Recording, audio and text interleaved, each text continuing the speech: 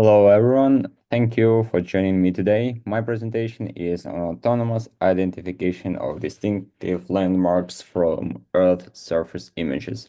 My name is Zaporizhzhia, and this work is in collaboration with my colleagues Alexander Barmak and Yuri Krak.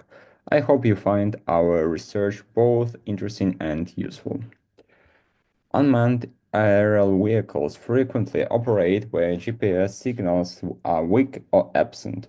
Under these conditions, visual landmarks, objects that can be clearly identified in images despite changes in altitude and illumination, are the only way to determine a UAV location. Literature analysis indicates limited attention to landmark-based UAV localization methods.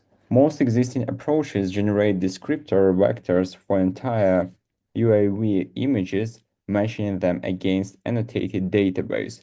However, these descriptors may be sensitive to imaging conditions, changes, and background noise. Thus, the primary purpose of this article is to enhance identifying unique objects in aerial images of urban areas on the Earth's surface, which can potentially serve as stable landmarks for UAV navigation in the absence of GPS signals. Key contributions include a new method for obtaining embeddings, vector representations of buildings from convolutional neural networks, hidden layers capable of preserving their visual and structural characteristics. An approach for selecting landmark building based on embedding space analysis, for example, via outlier detection and experimental validation of the proposed approach for accurately identifying buildings designated as landmarks based on prior analysis of satellite images on UAV images. Uh, in essence, our process follows uh, five key steps. At first, we segment all buildings in the satellite images to build a reference database using the segmentation CNN model, in our case YOLO V11. Then we extract CNN hidden layer features for each building. Then these features are aggregated into a single embedding vector. Further, we apply the outlier detection algorithm to identify highly distinct buildings, and the obtained set of landmark buildings is further used to build a road for navigation in GPS-denied regions. We test our approach with the WePair dataset, which consists of paired aerial and satellite images over 100 kilometer length flight. While analyzing the obtained embedding space, we used two methods for dimensionality reduction, PCA, which is depicted on the picture on the left, and TSNE on the right. Here, the blue points are uh, representing the typical buildings, while black points are those our system classified as landmarks. Clusters of black points represent buildings with unique visual or structural features which stand out from the main group. To prove our hypothesis, we analyzed some regions of PCA plot and find evidence that dense region correspond to typical buildings, while the tail uh, corresponds to landmark buildings. Figure 5 and 6 shows an example of these typical versus landmark buildings. You will notice that common designs and shapes accumulate in dense regions, whereas unusually shaped or sized buildings get pushed to separate zones on the plot. Here, we use the TSNE visualization to further underscore these differences. In segment A, we again see small, typical buildings, and in particular, they're usually located near the image edges, being partially cropped. In segment B, there are more unique or distinctive structures.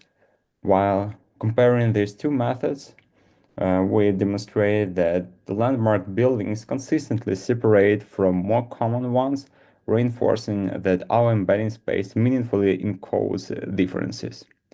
When we tested retrieval accuracy, asking the system to match UAV captured buildings with the satellite counterparts, landmark buildings nearly doubled recognition performance compared to typical ones. This suggests that relying on distinctive landmarks greatly enhances UAV localization. By focusing on buildings with standout features, we reduce misidentifications caused by look-alike structures. We further study some edge cases which are highlighted on the figure 10. In some cases, like A and B, YOLO V11 uh, segmented the same building with errors. However, our method was robust enough to handle these issues of the underlying CNN. In case C, we show that our method is robust to rotations for more than 90 angle. Uh, so in case D, we emphasize that the necessity to use landmark buildings for accurate retrieval as using typical buildings usually has less accuracy in retrieval. Yet our studies have several limitations. Uh, we focus on urban environments in daylight using vertically oriented imagery. The results also hinge on the particular neural network used. Different CNNs might segment buildings in different ways.